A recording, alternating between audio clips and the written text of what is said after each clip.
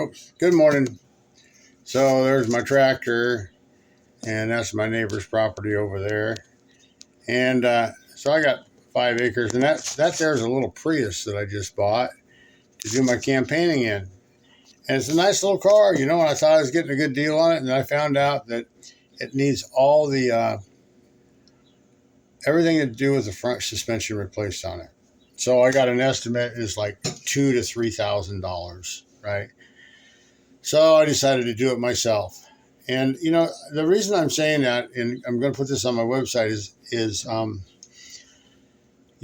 one of us. I'm not one of them. What do I mean when I say us and them? Well, them is people that belong to their little cliques, their fraternal groups, their religious organizations.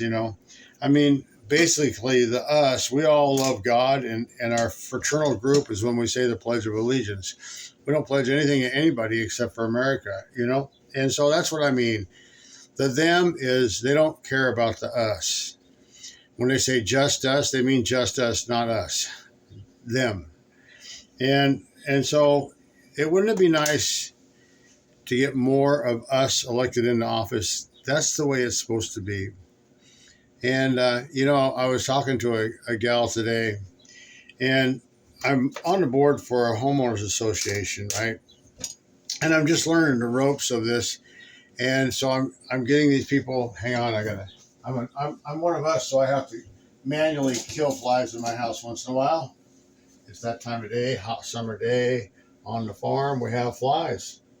And I live on a farm. I have a small 5-acre farm. It's not a commercial farm, it's just a small 5-acre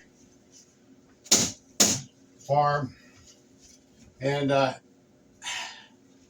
got an orchard. I guess you could call it organic. I take care of my bug problem with my chickens and ducks and stuff. And I got a little garden. And I like to help people out, get on the road to recovery and all that kind of stuff. But anyway, so my tractor out there, I can't afford to pay a mechanic to come out and service that tractor, so I change all my filters myself, I got a nephew, he has a lift, and I'm going to head over with my struts and my front end stuff for my Prius, and I'm going to go and I'm going to put him on his lift that up, put some struts on, and hopefully my other parts will show up. And then I'm going to take a tour of the state, and I'm going to go put up signs. I'm debating whether I'm going to buy signs or if I'm going to make them, and so I don't have a lot of money, and this is my 3rd year running, but I treat it like this. It's like going to college. So this is my 3rd year of political college. I'm learning the ropes. This year I have a website up. This year I'm learning to do a better job of writing my information.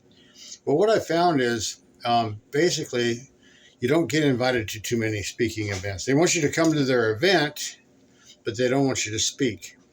Not unless you're a Republican or a Democrat And so it's like I have a son who has a friend who's a campaign manager for one of the 2 larger parties. And if they have a successful year, they'll be set for life because they'll be a campaign manager every year for that political party. And so, what that tells me is that candidate, you're not voting for the candidate, you're voting for the party. You know nothing about this guy. You don't know whether he can read, whether he can write, whether he even lives in Washington State. You know what I mean? What are his passions? Does he really go down and meet people and where they're at and see what their problems is and talk to them and let them speak?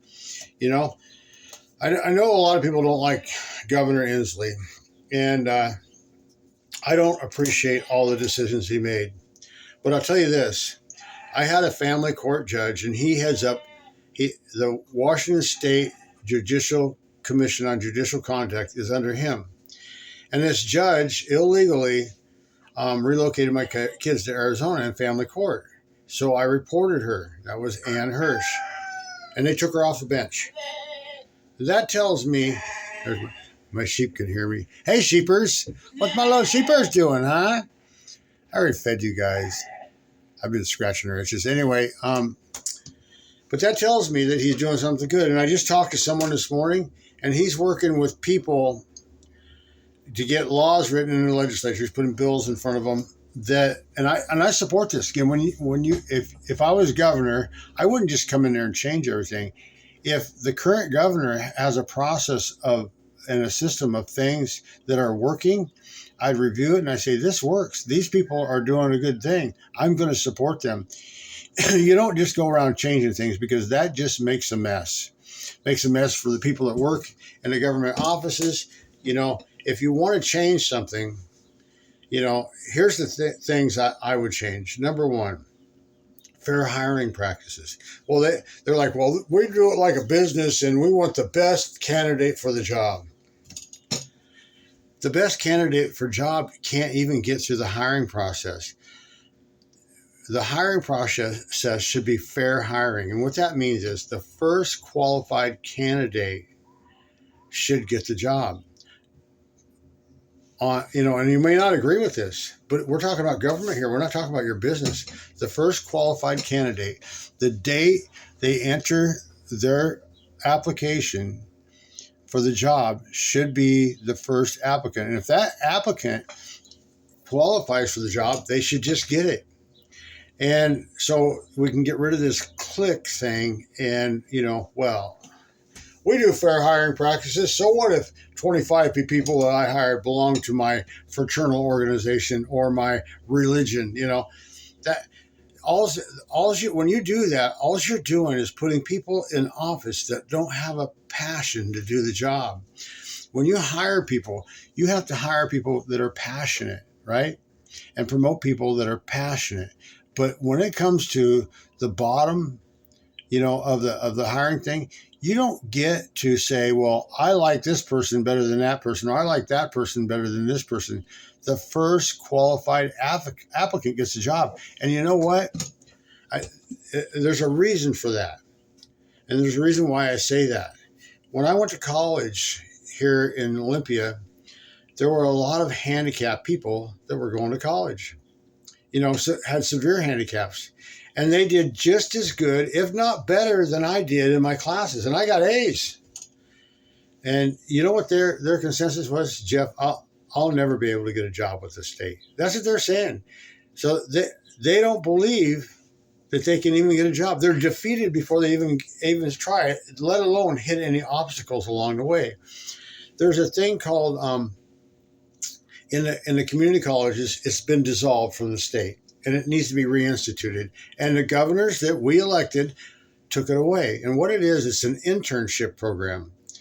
And the internship program, what they do is, and they do the internship not on interviews, it's the date of application. So you are in college, and they think they require a C grade level, and that you be enrolled in college. And then you can go, it's kind of like volunteer time. Sometimes it even pays to serve an internship at a state office in computers and nursing and, biological stuff, all that stuff.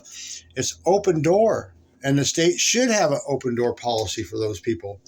And those internships should be offered all over the state. And I know this might make some people a little angry. I live in Olympia, and everybody here is a state worker. And everybody's working remote. Well, why aren't there more state remote jobs that are in our depressed areas that have a 20% unemployment rate? We need to spread those jobs around. That's important. And so, it's a big deal. And it's like one of the things that will be my pet project is to create a bicycle system that is big enough for a horse and buggy, that has an asphalt all made out of recycled, if possible, all over the state, and maintained by local people. That bicycle trail, if it goes all over the state, will create a tourism thing for bicyclists as a zero carbon footprint. It'll create bed and breakfasts and state parks all over the state where you can pull in and have a rest area.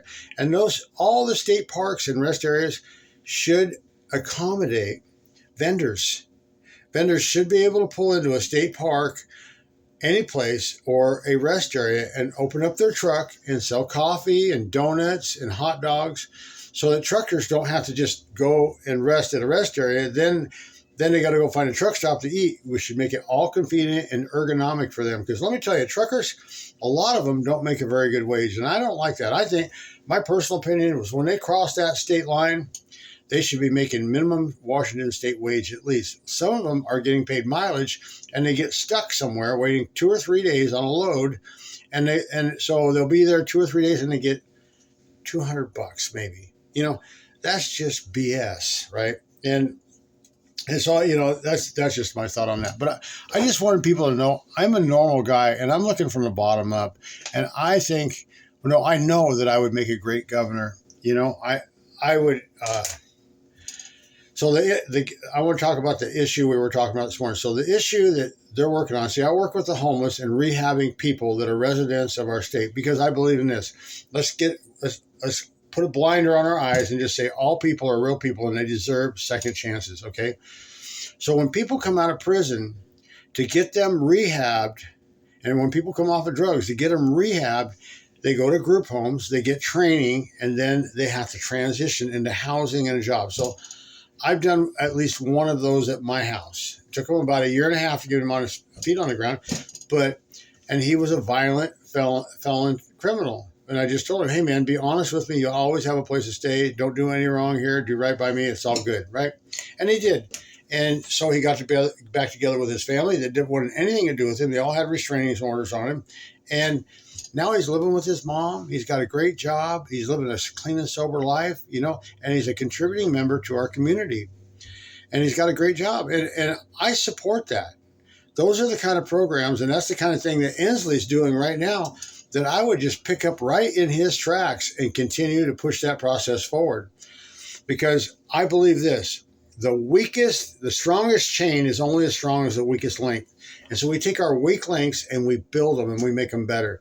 We take our weak communities and we build them and we make them better. We create jobs there, and we want to focus on. And I know this makes some of the rednecks, and I'm a redneck. I got my 4-wheel drive tractor. I get paid to go 4x, and that's a diesel tractor too. It doesn't have a zero carbon footprint, but I believe that the future is promoting jobs and industries that create zero carbon imprint. And now I want to talk about water a little bit. So now that I hear that the Idaho governor is backpedaling hard, and he's making deals with these farmers. And then, on the outside of that, the gossip is that water is going to go for mining. Well, mining doesn't have a zero imprint. And I don't care what anybody says. If your land is sitting idle and it has no vegetation growing on it, you are not producing oxygen. On my land, I try to leave all my old trees, and plant things and water things. I plant trees every year, and I believe in producing oxygen. I think it's so important. I spent my young life from 3 years old upward, all over the Cascades, in the Olympics, and all of the mountains in the state of Washington. And there is nothing more refreshing than riding your horse under an old growth forest and eating salmon berries while you're riding your horse, right? And you can just smell the oxygen enriched air. And I think that's what Washington State should be known for is, recycling, carbon-free industries, and grab a hold of the future. We shouldn't be the followers. We should be setting the pace, and people should say, hey, I like what they're doing in Washington. Let's do that. And what that takes is it takes infrastructure, really good infrastructure. Like, check it out. So I live in Olympia, south of Olympia. If it floods, I-5 is shut down. They don't have the infrastructure to reroute traffic around Chehalis and Centralia where it floods down there. It didn't flood this year, but every 10 years or so they have a major flood there, and it shuts down I-5. That there should be a workaround. There should always be redundancy on our infrastructure on our roads, and we should have transit. Like I was talking about that bicycle path. Well, in places where it's not safe for bicycles to bicycle, there should be transit for them, and that should be a local employee, and that job should be put out there, and the first qualified applicant should get the job, right? And there's another thing here, school bus drivers, speaking of busing, when they first start working for school districts, they don't get a full-time job. Some of them start off on 3 hours a day, and which is not the it doesn't meet the minimum requirement for the school to be required to provide health care. So if they get health care from the school, they actually have to pay the school to work. That's not right. That's bad. You got a single mom or a single dad, and they're trying to get a school job so that they can go to school while their kids are in school, right home. And most districts are family friendly. If they get a route with the school where their kid goes, the kid can usually get on the bus and do their whole routes with them and ride home with them, and nobody says a word. And that's cool. I like that. And that should be pushed. And we have these people that don't like that. They're trying to cut corners, and they're not trying to take care of their employees. And so they just they're the upper echelon, and they just say, it's kind of vulgar. They just say, pee on those classified employees. Well, you know what? Pee on those administrators. That's what I say. And I'm sorry if that offends anybody, but if you don't care about people, you shouldn't be an administrator. If you don't have their best interests and their family's best interests at heart, you have no business working with our kids. Anyway, I'll stop there and post this thing after I listen to it.